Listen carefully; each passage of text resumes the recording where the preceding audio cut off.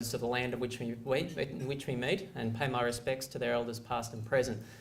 It's always important when we are marking new traditions in Australia that we honour and respect the old traditions of the first Australians when we get together. I'd also like to acknowledge Professor Peter Dworkins, Vice-Chancellor of Victoria University, Professor Greg Barton from Deakin University, Commander John Beveridge from the Australian Federal Police, Mr. Amit Keskin from the Australian Intercultural Society. We're having a delightful discussion before commencing. Councillor Cameron McDonald, the Mayor of Maribyrnong. Michael Clark, Councillor Clark as well from Maribyrnong. Kerry Lee Krause, the Provost of Victoria University, and Serta Takmalu, the Executive Principal of Cirrus College. I was pleased to see you as well.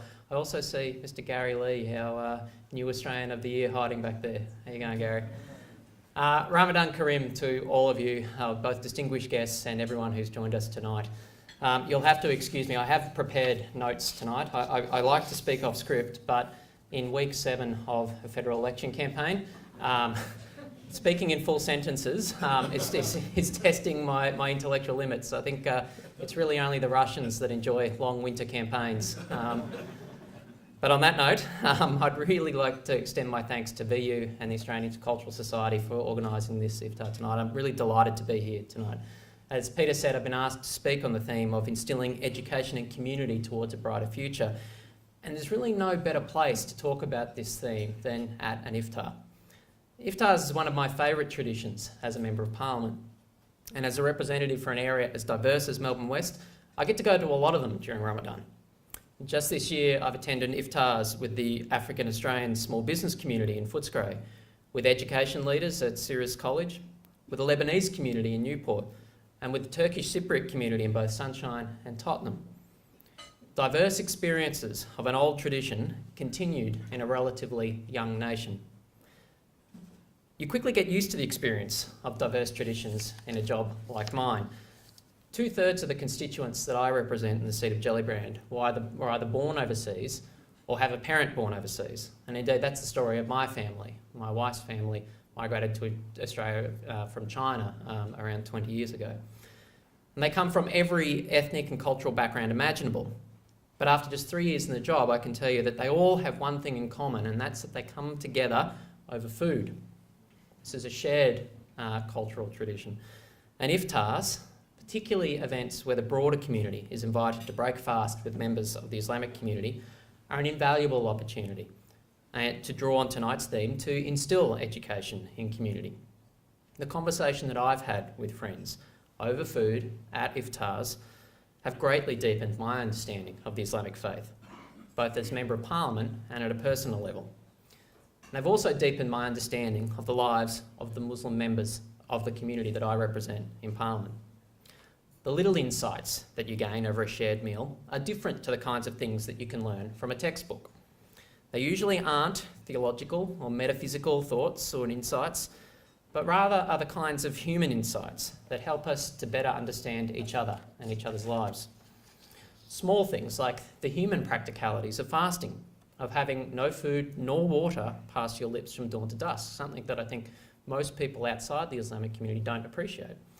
Human challenges like dealing with caffeine withdrawal and headaches in the early days of Ramadan, worrying about bad breath during the day, and counterintuitively putting on weight.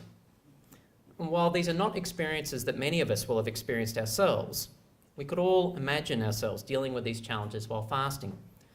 And in imagining, we build bridges of understanding. People outside the Islamic faith can also gain an understanding from the way that people talk about these human challenges at iftars. I'm often personally struck by the fact that the vast majority of people that I speak with at iftars, for them these challenges aren't something to whinge or to complain about. There's not a negative overtone to these discussions. The equanimity that most people seem to confront these challenges with demonstrates in a very practical matter the way that Ramadan is a time for purification. Not just a time to refrain from eating or drinking during daylight, but also a time to consciously refrain from negative thoughts and actions too. In this way, someone unfamiliar with the faith can understand that Ramadan isn't about arbitrary self-sacrifice or personal suffering, but is instead a period of conscious restraint and reflection. The sacrifices aren't to complain about, because they are the whole point. a time to refocus on the way that one wants to live their lives. I've seen these person-to-person understandings conveyed at more iftars than I can count, and they truly are an invaluable form of community-embedded education. Victoria University is a particularly appropriate institution to host a community iftar. A university is a place where people come to be exposed to new things, not only in lecture theatres, where we are challenged by ideas that we may not have been exposed to before, but more importantly, in many ways, in the social life of a university campus, where we are exposed to people and cultures that we might not have been in contact with before. Indeed, the more than 500,000 international students currently studying in Australia represent not only one of Australia's largest export industries, but also an invaluable source of international insight for future generations of Australian leaders. We all enjoy the benefits of being home to many of these students from all around the world in Footscray, our university town. And community-led education of this kind matters a great deal to our nation, to our future as a nation, and indeed to the world's future. In recent times, all too often, we've seen politicians and opportunists exploiting ignorance to build walls between people, sometimes physical, more often metaphorical, but between people for their own gain. And while this might advance their own short-term political interests, in the modern, globalised, interconnected world in which we live, divisive politics of this kind can only hurt the interests of nations and the communities within them. The exceptional success of Australian multiculturalism is Australia's biggest competitive advantage in the globalised world in which we live. In my first speech in Parliament, I quoted the great Australian chronicler of our Anglo-Celtic convict heritage, Robert Hughes' view that multiculturalism, quote, proposes that some of the most interesting things in history and culture happen at the interface between cultures. The future in a globalised economy will lie with people who can think and act with informed grace across ethnic, cultural and linguistic lines. In the world that is coming, if you can't navigate difference, you've had it. Our nation and our community sits at such an interface point, both in demography and geography. And if we can learn to navigate it with informed grace, we will greatly benefit from it. Demographically, we are one of the most diverse nations on earth. More than 7 million migrants have come to our shores over the past 70 years.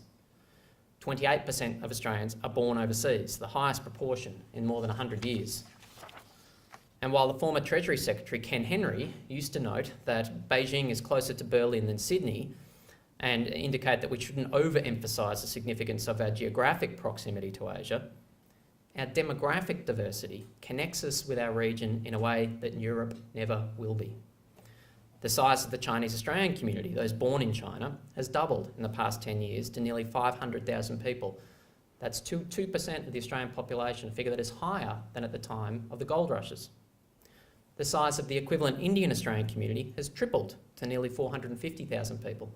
And the next census that we see next year, I think we will see that figure will be nudging 500,000.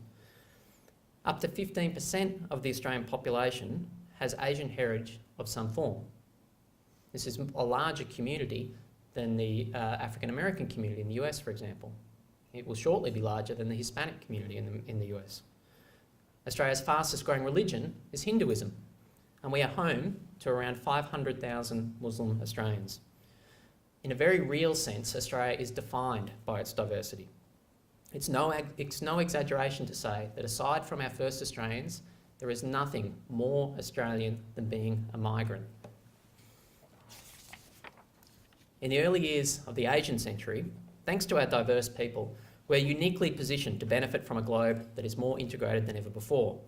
The diaspora communities that make Australia home are human paths for trade and investment, for academic collaboration, and for diplomatic cooperation.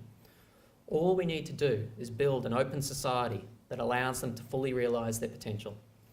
And this will require us to instil education in community on a permanent, ongoing basis, to learn from each other and to adapt our preconceptions about what it means to be Australian and who we consider to be a representative of the Australian identity and who we consider to be an exception to it. Geographically, the largest Muslim nation on earth, Indonesia, is our northern neighbour. a nation whose economy is forecast to grow to become one of the 5 largest in the world by 2040. In the coming decades, we will need to adjust to living next door to a global power for the first time, and indeed a global power with different cultural and religious heritage to our own.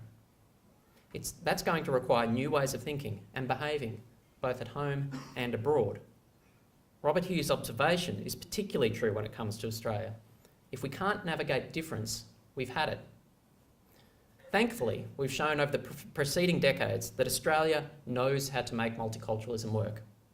Indeed, the Scanlon Foundation's Mapping Social Cohesion research has found that close to 85% of Australians agree that multiculturalism has been good for Australia. Australians understand that in the new world in which we live, we are a stronger, more prosperous nation because of our social diversity, and we are a safer and more secure society because of our national unity. But we know that Australian multiculturalism only works because we work at it. We work at it through dinners like this, through millions of small efforts of understanding in our day-to-day lives. When our communities face challenges that threaten to divide us and throw our community into conflict, we confront them and move forward together. In recent times, we've seen some political candidates and leaders and some sections of the media caught up in a hysteria about our Islamic community. This political rhetoric, not just from Australia but from around the world, has practical consequences. I often point out in Parliament that the kind of discussions we have there and the words of politicians flow through our society, through our communities, and indeed into our schoolyards. It ultimately encourages the kind of thinking that leads to events like the firebombing of a mosque in Perth overnight. As a member representing an electorate with a very large Islamic community, I've worked very hard to send a very clear message to the broader community on this issue, that no one in Australia has anything to fear from the Islamic community. There are almost 500,000 Australian Muslims.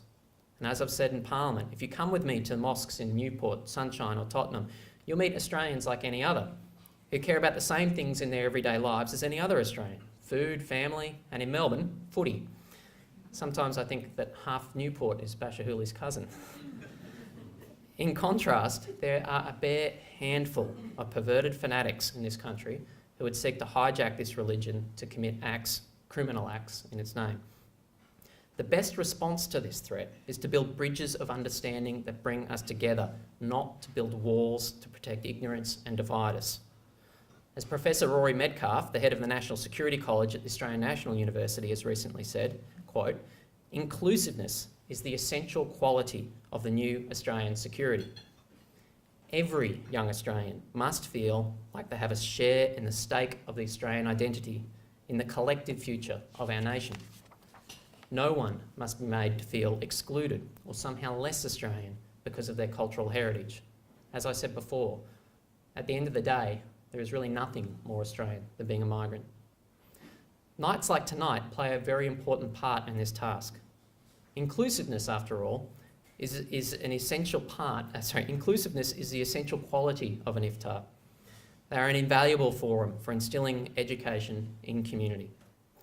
I'm thankful for the Victoria University and the Australian Intercultural Society for hosting tonight. I'm delighted to be here to share it with you. I hope there'll be many more in the future. Ramadan Mubarak. Have a good night.